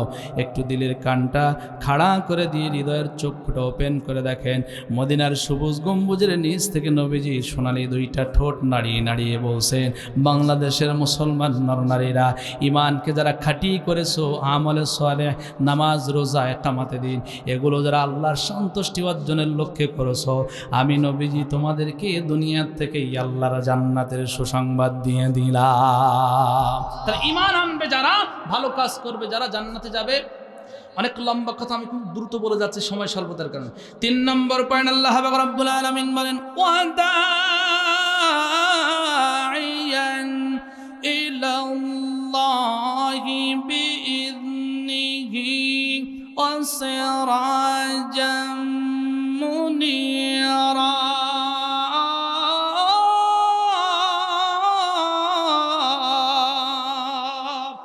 সবাই দুটি হাত তুলে বলেন আল্লাহু আকবার। ওই পেছনের ভাইরা ঘুমাচ্ছেন, নারে তাকবীর। আল কোরআনের আলো, সংসদে জালো, কোরআন হাদিস যেখানে, সুদ আছে যেখানে, ঘুষ আছে যেখানে, জিনা আছে যেখানে, বেনামাজি যেখানে, নারে তাকবীর। আমার দিকে দাঁড়ান, 3 নম্বর পয়েন্টে চলে গেছে। আল্লাহ রাব্বুল আলামিন বলছেন, আমি আল্লাহর দয়ায়, আমি আল্লাহর মায়ায় মানুষদেরকে আমার দিকে আহ্বানকারী হিসেবে তোমাকে পাঠিয়েছি।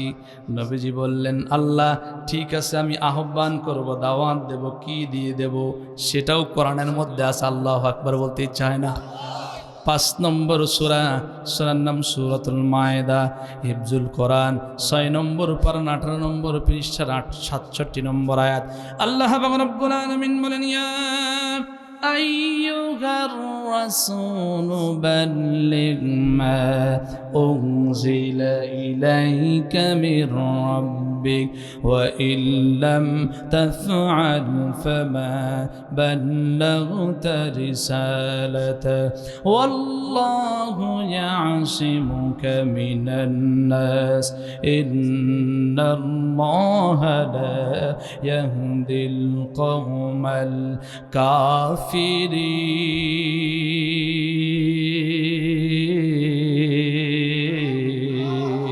তো শব্দের দিকে খেয়াল করেন, ইয়া আইয়ুহার রাসূল বাল্লাগা ইউবাল্লিগ তাবলিগ ফাহুয়া মুবাল্লিগ। তুমি মানুষের নিকটে যাও। মানুষের নিকটে কি নিয়ে যাব? আল্লাহ মা উনজিলা ইলাইকা মির রাব্বিক, তুমি কোরআন নিয়ে মানুষদের নিকটে যাও, যে কোরআন তোমার রব তোমার উপরে নাজিল করেছেন। দোস্তরে কোরআন নিয়ে তাবলিগ করবে, কোরআনের মেসেজ জাতির কাছে কনভার্ট করবে। তোমাকে রিসালাতের দায়িত্ব দেওয়া হয়েছে। এ কোরআনের মেসেজ যদি জাতির কাছে না পৌঁছাও, রিসালাতের দায়িত্ব অপূর্ণাঙ্গ রয়ে যাবে। কিন্তু জেনে নাও, শুনে নাও, একটা মজার তথ্য তোমাকে আমি দিচ্ছি। আল্লাহু ইয়াসিমুকা মিনান নাস। একটু শব্দের দিকে খেয়াল করবেন। আল্লাহ কত জ্ঞানী, কত বিচক্ষণ। নাস শব্দ ব্যবহার করলেন। কোরআন দিয়ে যখন তাবলিগ করবে, কোরআন দিয়ে যখন দাওয়াত দেবে, কোরআনের রঙে যখন জাতিকে রঙিন করার প্রচেষ্টা করবে, এই সমাজের মধ্যে যারা কোরআন বিদ্বেষী থাকবে, ইসলাম বিদ্বেষী থাকবে, তোমাকে অপমান করার জন্য ষড়যন্ত্র করবে, অপদস্থ করার জন্য ষড়যন্ত্র করবে, আমি আল্লাহ তোমার সাথে কথা দিলাম, কোরআন দিয়ে দাওয়াত দেওয়ার দায়িত্ব তোমার। তাম পৃথিবীর সকল মানুষের সকল ষড়যন্ত্রের হাত থেকে হেফাজত করার দায়িত্ব আমি আল্লাহর। একটা আওয়াজ করে বলা যায় না সুবহানাল্লাহ। দাওয়াত দিতে হবে কি দিয়ে? তাবলিগ করতে হবে কি দিয়ে? বলছেন কে? কোরআন দিয়ে দাওয়াত দিলে বিপদ আসবে বলছেন কে? বিগত দিনে কোরআনের পাখিরা যখন জেলের মধ্যে বন্দী হয়েছিল, তখন কিছু কিছু আলেমরাও বলেছিল, হুজুরিরা অন্যায় না করলে ওখানে গেল কেন? কথা বলেন না কেন? আমার নবীজি কি কোরআন দিয়ে দাওয়াত দিয়েছিলেন, সেই কারণে জুলুম নির্যাতনের শিকার হয়েছিলেন। কিয়ামত পর্যন্ত যারা নবীর মতো কোরআন দিয়ে সমাজ পরিবর্তন করার প্রচেষ্টা করবে, ওই সমস্ত মানুষেরা বাতিল শক্তির টার্গেট হবে, বাতিল শক্তির ষড়যন্ত্রের শিকার হবে। আর যারা গোল আলু মার্কা, যখন যেদিকে পানি পড়ে তখন সেদিকে যারা ছাতা ধরে, ওদের জীবনে কোনো বিপদ আসবে না, জেল আসবে না, জরিমানা আসবে না।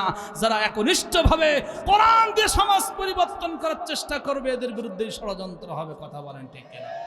সম্মানিত ভাই এবং বাবাজিরা, আমার কথাই কথা বেড়ে যায়। তাহলে কোরআন দিয়ে দাওয়াত দিলে, আন্দোলন করলে বিপদ আসে না নাই?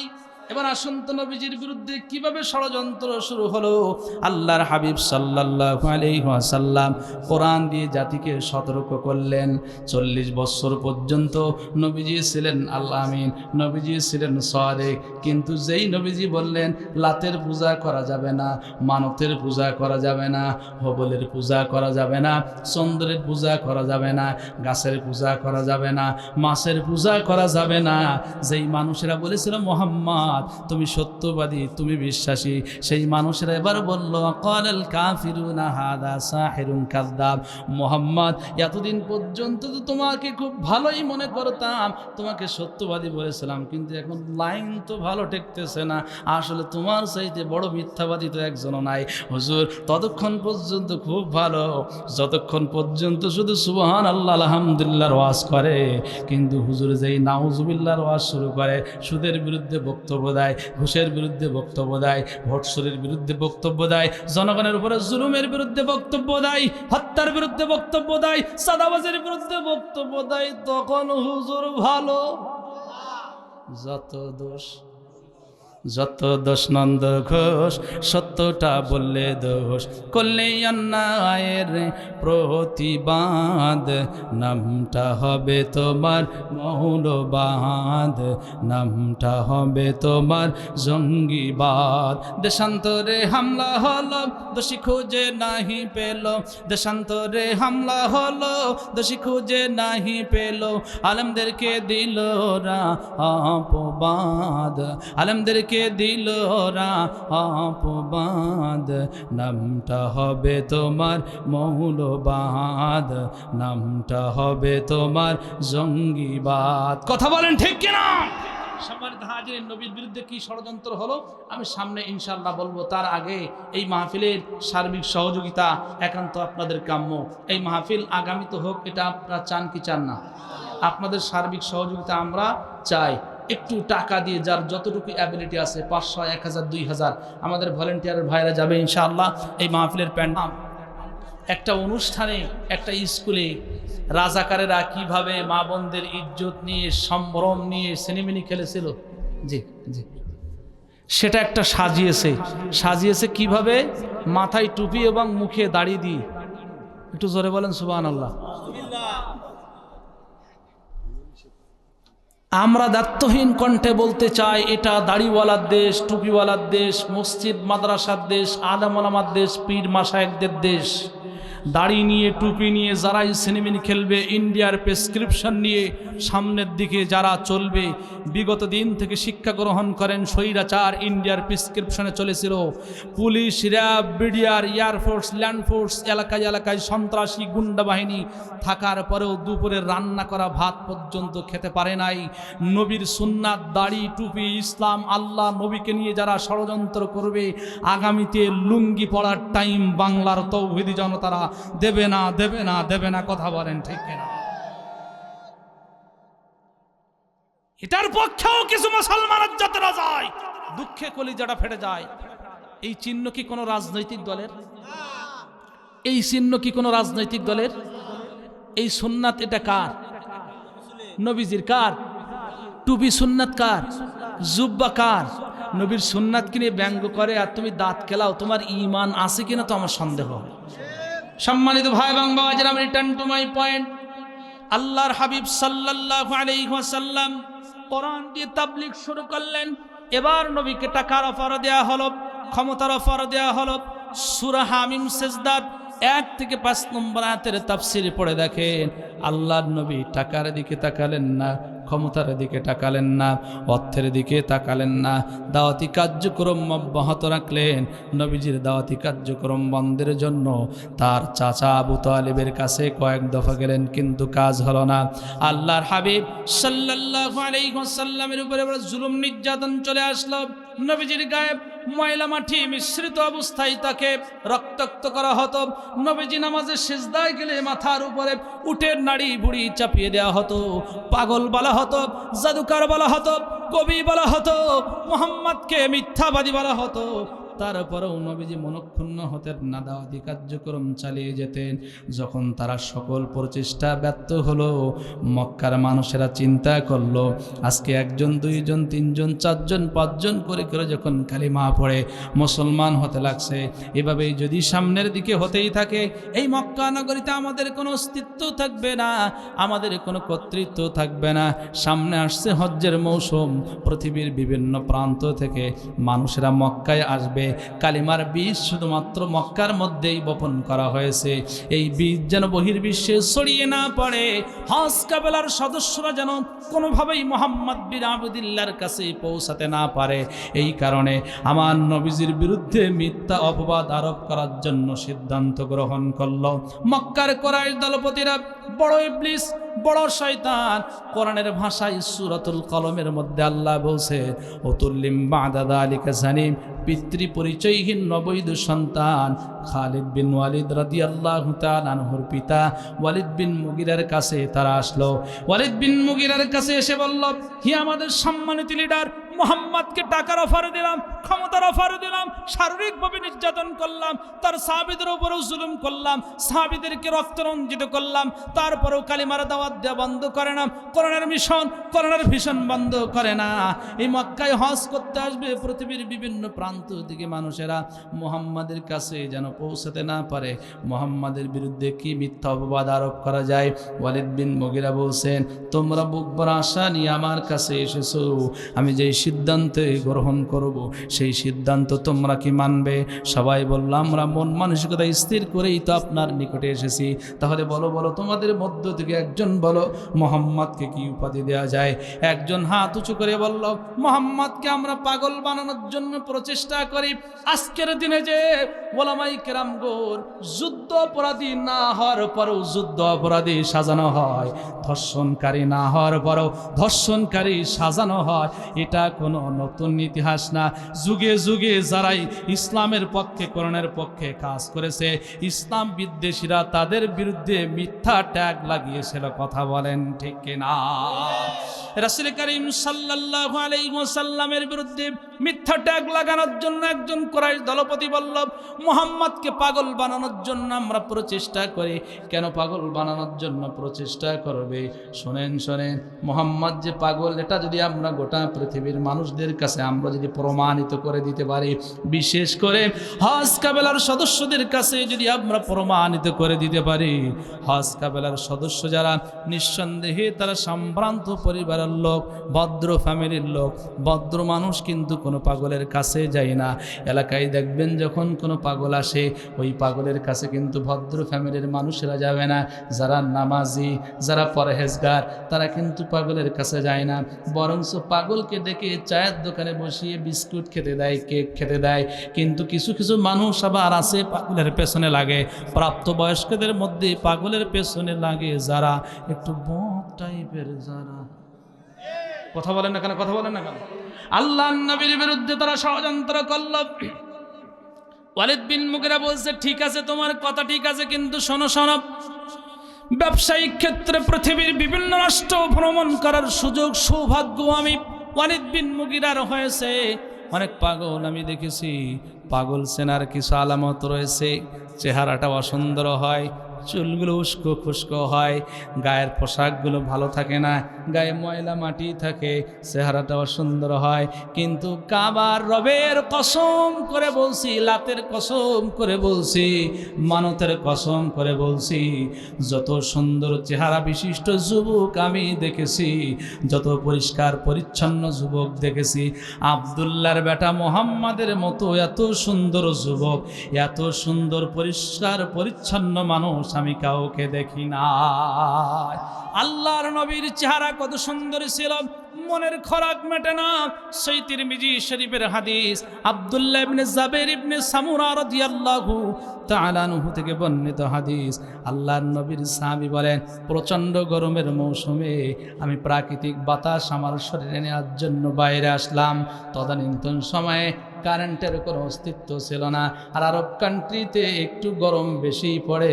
সম্মানিত ভাই এবং বাবা যারা আমার, নবীজির সাহাবী বলেন আমি বাইরে আসলাম চাঁদদিনাতে, আমার ঘরের সামনেই নবীজির ঘর মোবারক, আমি স্পষ্টভাবে দেখতে পাচ্ছি চাঁদনি রাতে নবীজি আমার ঘর মোবারক থেকে বাইরে আসছেন। পরনে ছিল একটা লুঙ্গি, গায়ে ছিল একটা ইয়ামেনি চাদর। আমি একবার নবীজির নুরানি চেহারা মোবারকের দিকে তাকাতে লাগলাম দূর থেকে, আর একবার আকাশের পূর্ণিমার চাঁদের দিকে তাকাতে লাগলাম। বারবার তাকালাম, বারবার তাকালাম।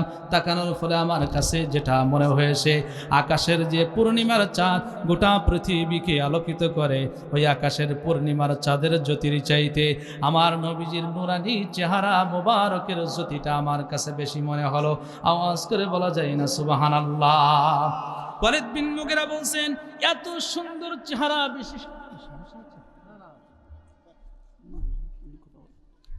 এত সুন্দর চেহারা বিশিষ্ট যুবককে যদি তোমরা পাগল বলো, হজ কাফেলার সদস্যদের সাথে মুহাম্মদ বিন আবদুল্লাহর যদি সাক্ষাৎ হয়ে যায়, তারাই তোমাদেরকে পাগল বলবে। জোরে বলেন মারহাবা। সর্বশেষ কি সিদ্ধান্ত হলো?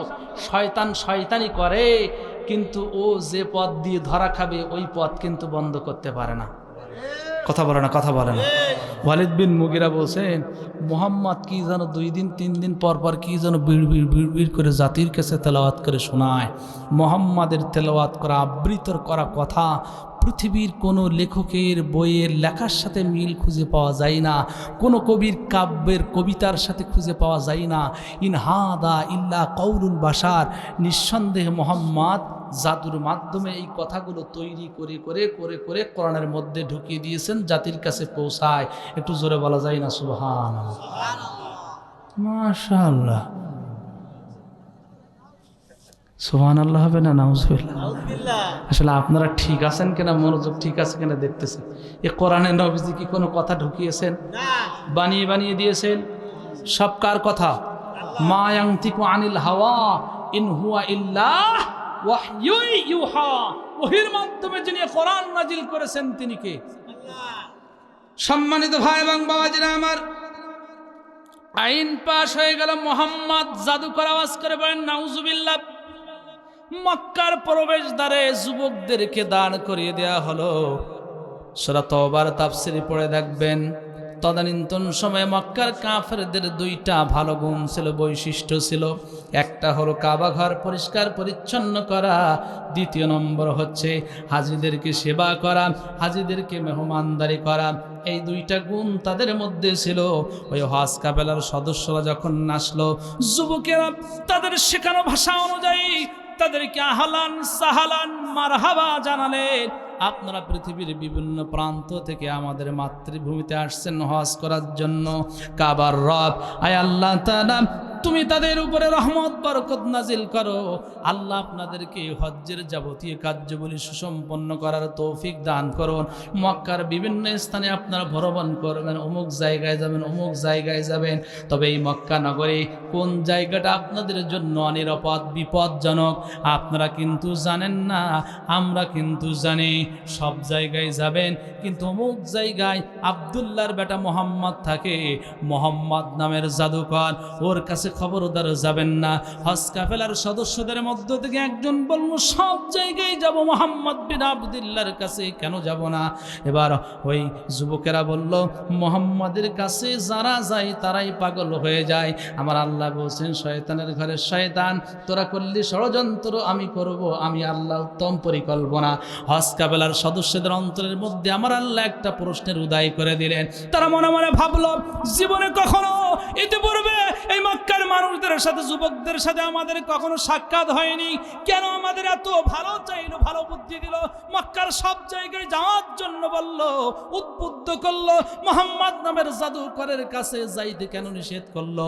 হজ করতে আসছি, হজ করব পরে, মোহাম্মদ নামের জাদুকরের চেহারাটা কেমন দেখবো আগে একটু আওয়াজ করে বলা যায় না সুবহানাল্লাহ? আল্লাহু আকবার। আল্লাহ কাটা দিয়ে কাটা তুললেন। বাংলাদেশে আন্তর্জাতিক ট্রাইব্যুনাল গঠন করা হলো বিরোধী দলের নেতাদেরকে ফাঁসি রশিদে ঝুলিয়ে মৃত্যুদণ্ড দেওয়ার জন্য, একামতে দিনের সৈনিকদের ফাঁসি রশিদে ঝুলিয়ে মৃত্যুদণ্ড দেওয়ার জন্য। 2025 আছে যেই ফাঁসি আলেমরা আমাদের ঝুলানোর জন্য বানানো হলো। আমার আল্লাহ এমন খেলা খেললেন, ফাঁসির দড়ি এখন অপেক্ষমান, উনি আসলেই মোটামুটি ঝুলিয়ে দেওয়া।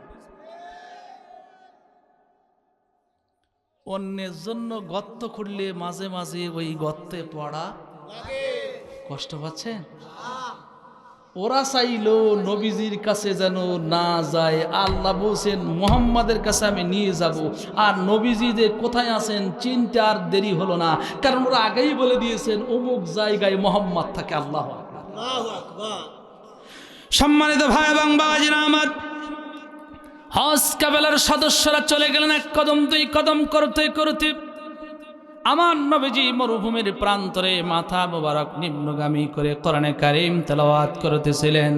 আর রহমানু আল্লামাল কুরআন খালাকাল ইনসানা আল্লামাহুল বায়ান। তিনটা জিনিস থেকে তারা আশ্চর্যিত হয়ে গেল। এক নম্বরে নবীজির নুরানি চেহারা মোবারক দেখে হজ কাফেলার সদস্যরা আশ্চর্যিত হয়ে গেল। এত সুন্দর চেহারা বিশিষ্ট মানুষ তারা জীবনে দেখে নাই। দ্বিতীয় নম্বরে নবীজির কণ্ঠ মোবারকের তেলাওয়াত শুনে তারা আশ্চর্যিত হয়ে গেল। বর্তমানে ইউটিউবে একটু সার্চ করে দিয়ে দেখেন, কারি আহমদ বিন ইউসুফ আল আজহারের তেলাওয়াত রয়েছে, কারি সাইদুল ইসলাম আসাদ ভাইয়ের তেলাওয়াত রয়েছে, আফ্রিকান কালো কারি কারিদি সাবানের তেলাওয়াত শুনলে গায়ের লোমগুলো খাড়া হয়ে যায়। একজন সাধারণ কারির কণ্ঠের তেলাওয়াতের মধ্যে যদি ইমানের জজবা এত বৃদ্ধি পায়, এত মজা লাগে, যেই নবীর উপরে আল্লাহ কোরআনে কারীম নাজিল করেছিলেন সেই নবীজির কণ্ঠ মুবারকের তেলাওয়াত কতই না সুন্দর ছিল। ইসলামের প্রাথমিক যুগে যেখানে এই কোরআন তেলাওয়াত হতো সেখানেই বাধা দিত। এই কারণে নবীজি ঘর মুবারকের মধ্যে বসে বসে নির্জনে বসে বসে কোরআনে কারীম তেলাওয়াত করতেন। মক্কার আবুল আহাব, আবু জাহাল অথবা সাইবা এরা নবীজির হুজরা মুবারকের চতুর্দিক দিয়ে রাতের অন্ধকারে নবীজির কণ্ঠ মুবারকের তেলাওয়াত শোনার জন্য দাঁড়িয়ে যেতেন। তেলাওয়াত শুনতে শুনতে কখন সুবহে সাদিক হয়ে যেত। তেলাওয়াতের মধ্যে এত মজা পেত যে সূর্য কখন উদিত হতো মক্কার কাফেররা উপলব্ধি করতে পারত না। 3 নম্বরে মক্কার কাফেররা কোরআন কারীমের শব্দ চয়ন থেকে আশ্চর্যিত হয়ে গেল। আমার বয়স 33 বছর চলে। সেই ছোট্টবেলায় মক্তবে আমরা পড়েছিলাম আলিফ বা তা সা আলহামদুলিল্লাহি রাব্বিল আলামিন আর রহমানির রহিম মালিকি ইয়াউমিদ্দিন ইয়্যাকা না'বুদু ওয়া ইয়্যাকা নাস্তাঈন ইহদিনাস সিরাতাল মুস্তাকিম সিরাতাল্লাযীনা আন'আমতা আলাইহিম গায়রিল মাগদুবি আলাইহিম ওয়ালাদ-দাল্লিন। 5 ওয়াক্ত নামাজে আজকে অসংখ্যবার পড়েছি, এখনো পড়লাম। একটা গান, একটা কবিতা কয়েকবার পাঠ করলে শুনলে আর ভালো লাগে না। কত হাজারবার, কত লক্ষবার যে সূরা ফাতিহা পড়েছি, এখনো পড়লেও মনে হবে যেন নতুন কিছু শুনতেছি। মনের তৃপ্তি যেন মেটতেই চায় না, আওয়াজ করে বলা যায় না সুবহানাল্লাহ। চাতক পাখির মতো চতুর্দিক দিয়ে বসে গেলেন, নবীজির কণ্ঠ মোবারকের তেলাওয়াত শুনলেন। তেলাওয়াত শেষ, নবীজি মাথা মোবারক তুললেন। অপরিচিত লোক দেখে আশ্চর্যিত হয়ে গেলেন। তোমরা কারা, কোথা থেকে এসেছো, তোমাদের পরিচয় কি? আমার নিকটে তো কেউ আসে না, আসতে চাইলেও মক্কার কাফেররা আসতে দেয় না। এক এক করে পরিচয় দিতে লাগলেন। আমার নাম অমুক, আমি অমুক দেশ থেকে এসেছি। ঠিক আছে, এবার আপনার পরিচয়টা একটু দেন তো। আমার নাম মোহাম্মদ। নবীজিকে দাওয়াত দেওয়ার পরিবেশ করে দিলেন। আল্লাহু আকবার, জোরে হয় না? আহারে, বিগত দিনে আমরা 2জন 3জন মসজিদে কোরআনের 10 দিতে পারতাম না। 2জন বৈঠকে বসলে 10 জন শুধু পাহারা দিত। কথা বলে না, কথা বলে না। এই যে সুযোগ, এই সুযোগ করে দিয়েছেন কে? এখন সব ওপেনে হচ্ছে, বাধা দিতে আসবে যারা, ঝাঁটা পিটা খাবে তারা।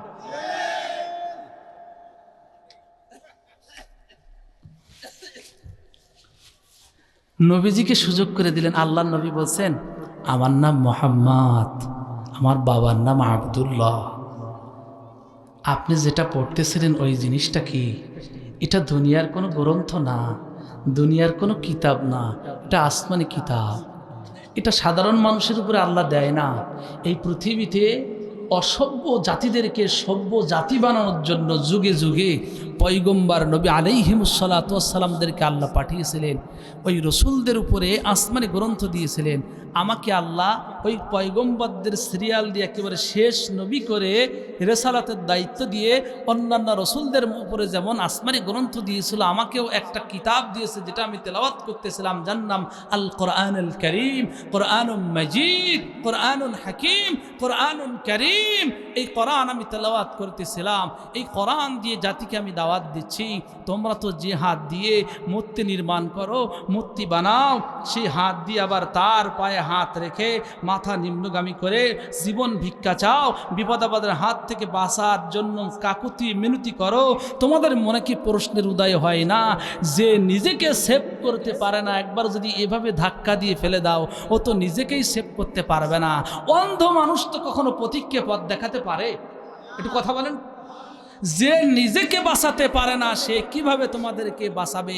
তোমাদেরকে এই বিশাল বিস্তৃত আকাশ দেখে কি তোমাদের কি মনে হয় না এটা সৃষ্টিকর্তা একজন আছে, সৃষ্টির পেছনে রহস্য রয়েছে? এই বিশাল বিস্তীর্ণ জমিন, পাহাড় পর্বত তরুলতা, এগুলো এমনি এমনি তৈরি হয়নি। তোমাদের কি মনে হয় না তোমরা যদি মানব রচিত আইনকে মাটির নিচে কবর রচনা করে আল্লাহ প্রদত্ত আইন ইসলামকে যদি অ্যাকসেপ্ট করতে পারো, এক আল্লাহর উপরে যদি ঈমান আনতে পারো, আমি নবীর হাতে যদি বায়াত গ্রহণ করতে পারো, জাহান্নামের আগুন হারাম হয়ে যাবে, জান্নাত তোমাদের জন্য ওয়াজিব হয়ে যাবে। দুটি হাত তুলে বলেন আল্লাহু আকবার।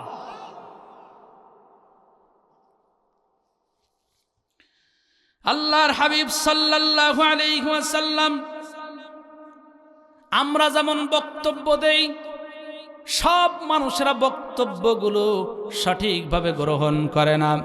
একজন রিকশাওয়ালা, তার কোনো একাডেমিক যোগ্যতা নেই, বাংলা দেখে পড়তে পারে না, ইংরেজি দেখে পড়তে পারে না, আরবি দেখে পড়তে পারে না, কিন্তু মঞ্চে যখন কোরআন হাদিস থেকে কথা বলে, অশিক্ষিত মূর্খ হলেও বলে না ঠিক আছে আলামারা মিথ্যা কথা বলতে পারে না। কিন্তু বাংলাদেশে অনেক বুদ্ধিজীবীদের দেখেছি বই পড়তে পড়তে, রসায়ন পড়তে পড়তে, দর্শন পড়তে পড়তে, বিজ্ঞান সম্পর্কে চর্চা, জ্ঞান সম্পর্কে ধারণা নিতে নিতে মাথার চুল উঠতে উঠতে ছাদ আলগা হয়ে গেছে। ওরা দুনিয়ার সব বসে, কিন্তু কোরআন ইসলামের কথা বললেই ওদের গায়ে আলা জ্বালা শুরু হয়ে যায়। আছে না নাই? আল্লাহর নবী যখন কোরআনের কথা বললেন, দ্বীনের কথা বললেন, তাওহীদের কথা বললেন, কিছু মানুষও ভালোভাবে গ্রহণ করলেন, যাদের অন্তরগুলোকে আমার আল্লাহ ইসলামের জন্য, দ্বীনের জন্য উর্বর করে দিলেন। ওই সমস্ত মানুষরা বলল, ইয়া রাসূলুল্লাহ, ইয়া হাবিবাল্লাহ, এভাবে তো আমরা কখনো ভেবে দেখি নাই, আমরা চিন্তা ফিকির করি নাই। আমরা যে হাত দিয়ে এতদিন পর্যন্ত মূর্তি বানিয়েছি, মূর্তির সামনে সেজদা দিয়েছি, ওই মূর্তিকে আমরা রব হিসেবে মানতে চাই না, চন্দ্রের পূজা করতে চাই না, সূর্যের গোলামি করতে চাই না, আমরা এক আল্লাহর উপর ঈমান আনতে চাই। আমাদেরকে ঈমানের কালিমা পড়ে দেন, আশহাদু আল্লা ইলাহা ইল্লাল্লাহু ওয়াহদাহু লা শারীকা লাহু ওয়া আশহাদু আন্না মুহাম্মাদান আবদুহু ওয়া রাসূলুহু। মক্কার কাফিররা চাইলো, ষড়যন্ত্র করলো, রাষ্ট্রীয়ভাবে আইন প্রণয়ন করলো, হজ কাফেলার সদস্যরা যেন মুহাম্মদ বিন আবদুল্লাহর কাছে না যায়। আমার আল্লাহ শুধু নিয়ে গেলেন না, কালিমা পড়ে ইসলামের মধ্যে ইসলামের সুশীতল ছায়া আশ্রয় দিলেন। আজও পর্যন্ত, এখনো পর্যন্ত কোরআনের কর্মীদের বিরুদ্ধে ষড়যন্ত্র হচ্ছে, যেন কোরআনের কর্মীদের দলভুক্ত যেন অন্যান্য মানুষেরা হতে পারে না, একামতের দিনের সৈনিক যেন না হতে পারে। আমি দোস্ত বলি, ষড়যন্ত্র করো, ষড়যন্ত্র কিয়ামত পর্যন্ত থাকবে। আল জিহাদু ইলা ইয়াউমিল কিয়ামা, যেখানে হক সেখানে বাতিল থাকবে। হকপন্থীরা চেষ্টা করবে হকের আলো প্রজ্বলিত করার জন্য, বাতিল শক্তি চেষ্টা করবে হকের আলো নিভিয়ে দেওয়ার জন্য। ষড়যন্ত্র করে কখনো হকের আওয়াজ বন্ধ করা যায় না। যত ষড়যন্ত্র হবে ততই একামতে দিনের সৈনিকদের সংখ্যা বৃদ্ধি পাবে। কথা ঠিক কিনা? অনেক লম্বা চওড়া কথা।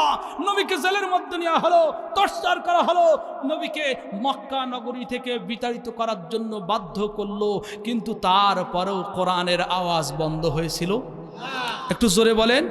সাহাবীরা জীবন দিয়েছেন, যুগে যুগে কোরআনের সৈনিকেরা জীবন দিয়েছেন, এখনো পর্যন্ত কোরআনের আওয়াজ সচল রয়েছে। ইলা ইয়াউমিল কিয়ামা, কিয়ামত পর্যন্ত থাকবে। অতএব চিন্তা করার কোনো বিষয় নাই। এ পথ কাঁটাযুক্ত পথ, এ পথ জুলুম নির্যাতনের পথ।